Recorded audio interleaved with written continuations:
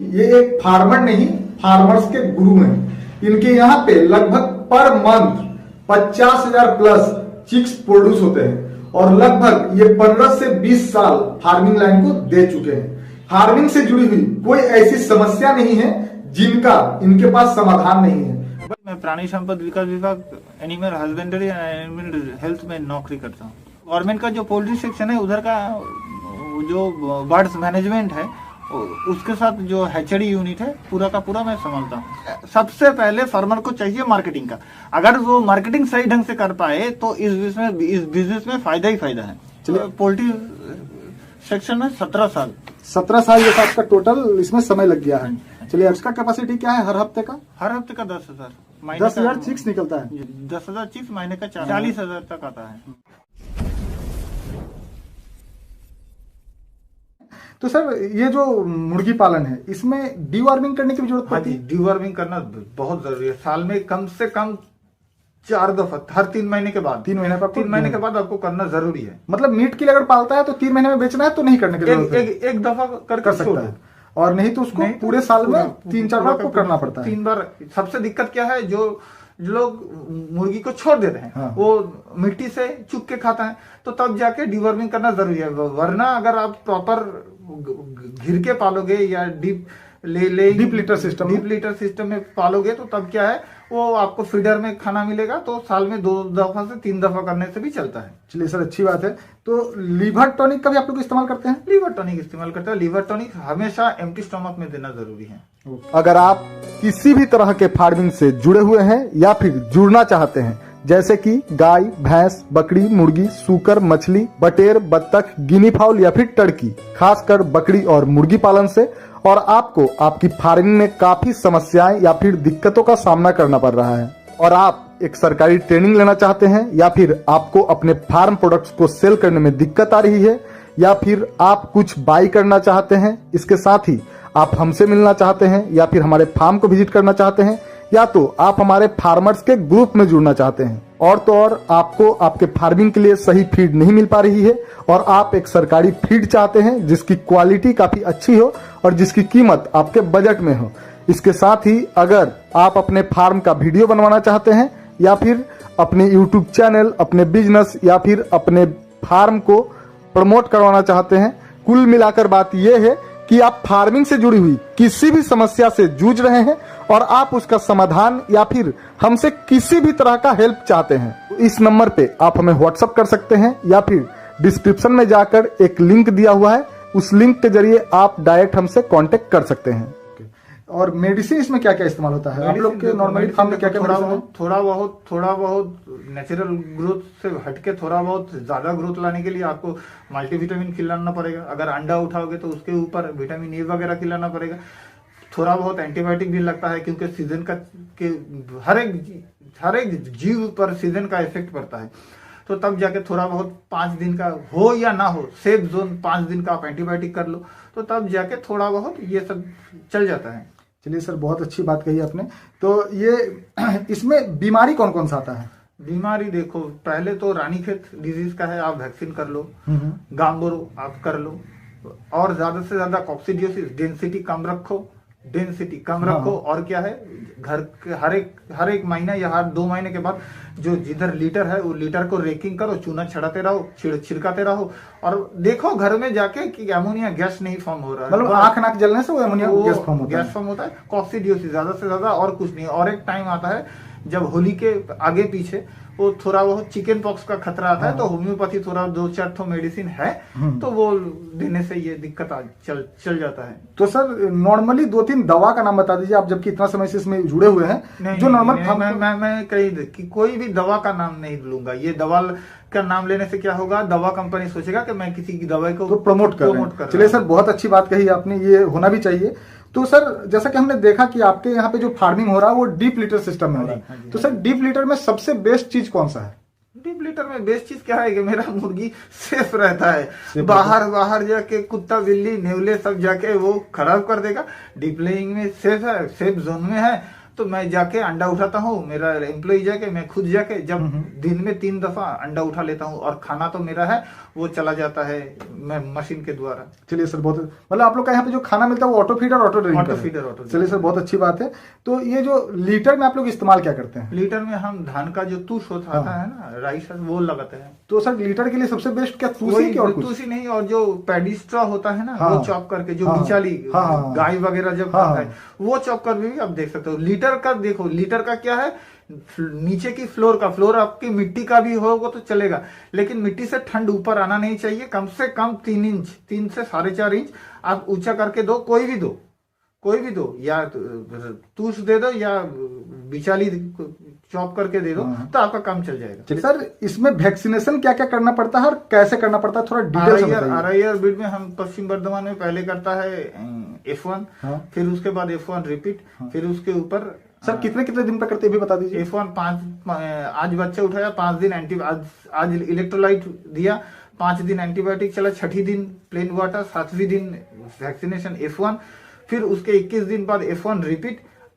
Birds का उम्र जब 48 डेज से ऊपर आ जाता है तब जाके R2 भी कर देते हैं। ये पश्चिम बर्धमान जिले में है, बाकी आप जिधर हो इस बीच आप एक दफा गांबोरो भी कर सकते हो। दोस्तों हम अपने पर्सनल एक्सपीरियंस आपको बताना चाहते हैं कि सर का एक्सपीरियंस काफी ज्यादा है। ये 15 से 20 साल हो गया है इनको इस फार्मिंग बिजनेस से जुड़े हुए, और अब तक भी हम काफी फार्मिंग से जुड़े हुए सवालों का जवाब जानते हैं। इसके बावजूद भी हमें इनसे हेल्प लेना पड़ता है, और साथ में ही हम आपको ये बताना चाहते हैं कि मेडिसिन, ट्रेनिंग, ट्रीटमेंट, खाना पीना जो भी है ये एक वीडियो में कवर करना कतई संभव नहीं है।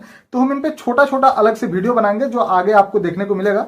तो इसके लिए आप वीडियो को लाइक करके चैनल को सब्सक्राइब कर लीजिएगा, ताकि आगे चलकर आपसे कोई भी वीडियो मिस ना हो और इनसे जुड़कर आप ज्यादा से ज्यादा हेल्प ले सको, क्योंकि ये काफी नॉलेजफुल इंसान है जिनको काफी इस फार्मिंग लाइन में काफी नॉलेज है। तो सर इसे सेल कहाँ करते हो? इन मुर्गियों को तैयार तो कर लेते हो, आप सेल कहाँ करते हो इसके अंडे और इसके मीट?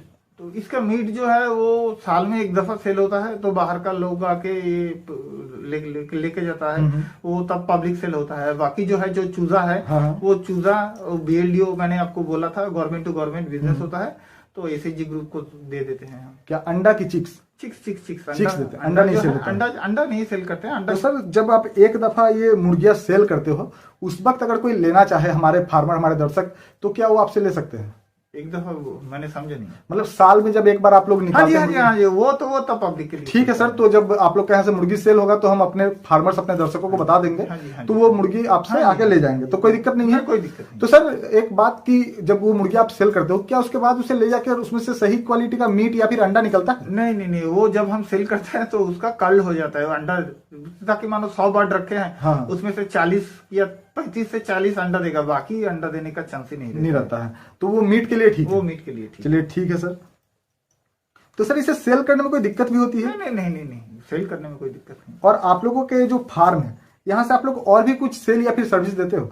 नहीं, इधर से तो कुछ, वो देखो आप मेरे दोस्त हो, आप बुलाते हो, इसलिए मैं आपके वहां जाके आपकी मुर्गी वगैरह, जो पक्षी वगैरह है, ये सब कर देता हूँ। ये खुशी कर देता हूँ, क्योंकि मेरे यहाँ से टाइम ही कम मिलता है। ताकि बाहर का कोई भी आके ऐसा बोलेगा कि भैया चलो, हाँ, तो अगर देखेंगे कि टाइम है कि नहीं, अगर टाइम है, ये चीज मुझे प्यार आता है ये सब सेवा करने में, तो तब जाके कर सकते हैं। लेकिन ये ऐसा नहीं है कि फुल आपका टाइम, ये इन्वेस्टमेंट क्या है, आपका टाइम इन्वेस्ट करना पड़ेगा इधर, तो जाके आपका प्रॉपर टाइम अगर दोगे तो तब जाके इसका रिजल्ट आएगा। चलिए सर, बहुत अच्छी बात है। और हम अपने दर्शकों को ये भी बताना चाहते हैं कि ये लगभग महीने में 1 आध बार 2 बार तक हमारे फार्म में जाते हैं, विजिट करते हैं, हमारी काफी मदद करते हैं, बट उसके बदले में ये हमसे कोई भी चार्ज नहीं लेते हैं। अगर यही कहीं और जाते हैं तो शायद इनको चार्ज लेना पड़ता है। तो सर अगर कोई फार्मर या दर्शक आपसे कुछ मदद लेना चाहे तो क्या आप अपना मोबाइल नंबर देना पसंद करेंगे? नहीं, वो आपके द्वारा, आपके चैनल के द्वारा कोई भी आ सकता है। हाँ, वो अब मैं उसको हेल्प कर दूंगा। तो मतलब अगर किसी को आपसे कुछ सवाल पूछना होगा तो कैसे पूछेगा? क्या आपको यूट्यूब चैनल में या आपके कोई पूछेगा तो मैं इधर से आपको। तो बोलने का मतलब है दर्शकों कि ये फार्म में रहते हैं और इनके ऊपर काफी चाप रहता है, काफी काम में परेशान रहते हैं। तो अगर आपका कोई सवाल रहे तो आप हमसे पूछिए व्हाट्सएप के जरिए। फिलहाल आपको हमारा व्हाट्सएप नंबर शो हो रहा है, तो आप हमसे पूछ सकते हैं। अगर किसी कारण उस सवाल के जवाब हमें पता ना हो, जैसे आपके 90% परेशानियों का समाधान तो हम खुद ही कर देंगे, बट अगर कुछ ऐसे भी सवाल है जिनका जवाब हमें पता नहीं, तो आप हमसे पूछिएगा। तो हमारे पास इनका नंबर है, तो हम इनसे बात करके आपसे पूछ के आपको बता देंगे। तो सर एक जरूरी बात कि आपको यहाँ से कितना इनकम होता है? मेरा तो सैलरी है गवर्नमेंट, मुझे ये हाँ, अच्छा आपका तो income नहीं है, खासा salary। अच्छा खासा तनख्वाह देता है। अच्छा खासा तनख्वाह देता है। हाँ सर, इतना बड़ा प्रोजेक्ट से जुड़े हैं, इतना बड़ा फार्म संभाल रहे हैं, तनख्वाह तो अच्छा होगा ही। गवर्नमेंट से खुश हूँ, मुझे अच्छा खासा तनख्वाह। चलिए सर, अच्छी बात है।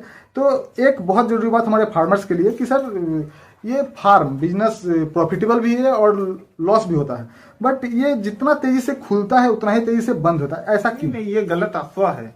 गलत अफवाह है कि कोई मानो दिल से नहीं किया, ठीक ढंग से रखा नहीं बर्ड को, उसका बच्चा खराब होएगा ही। तो वो क्या करेगा, फ्रस्ट्रेशन में आके ये छोड़ देगा। मैंने पहले ही बोला था कि पॉजिटिव रहो, अगर दिल में इच्छा है कुछ करना है तो उसको आखिरी वक्त तक पकड़ के रखो, बस यही है।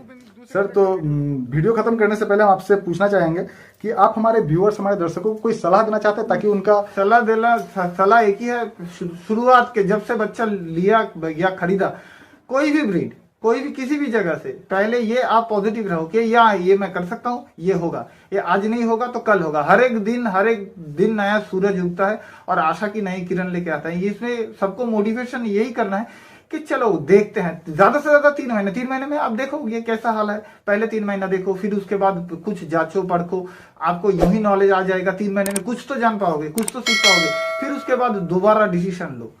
इनके साथ हम भी आपको कहना चाहते हैं कि फार्मिंग बिजनेस एक ऐसा बिजनेस है कि आप इसे थोड़ा सा से स्टार्ट कीजिए, करते करते सीखिए और सीखते हुए आगे बढ़िए। बहुत ज्यादा मात्रा में अगर आप स्टार्टिंग में लगा दोगे तो आपको नुकसान होना ही पड़ेगा। तो इसी के चलते पॉजिटिव रहिए और साथ में थोड़ा सा से स्टार्ट कीजिए। नुकसान होने का चांस ही नहीं, नुकसान होने का कोई चांस ही नहीं। आप पहले ये सोच के चलो ये हो जाएगा, कर लेंगे हम, तो इसके ऊपर आपका इन्वेस्टमेंट, पैसा इन्वेस्टमेंट नहीं आता है, आपका ध्यान इन्वेस्टमेंट आता है, आपका टाइम इन्वेस्टमेंट आता है। आप कितना ध्यान लगा पा रहे हैं, कितने अच्छे से मॉनिटरिंग कर रहे हो, मेरा मतलब है बर्ड्स को दिख रहे हो या कैसे केयर ले रहे हो, यही सबसे जरूरी है।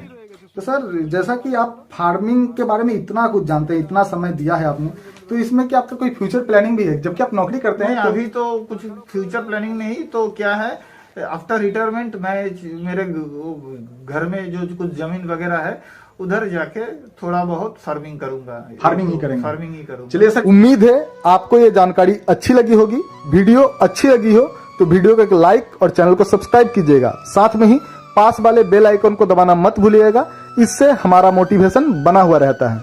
और अगर आपके कुछ डाउट्स हो या फिर क्वायरीज हो तो आप हमें कमेंट बॉक्स में पूछ सकते हैं। Thanks for watching.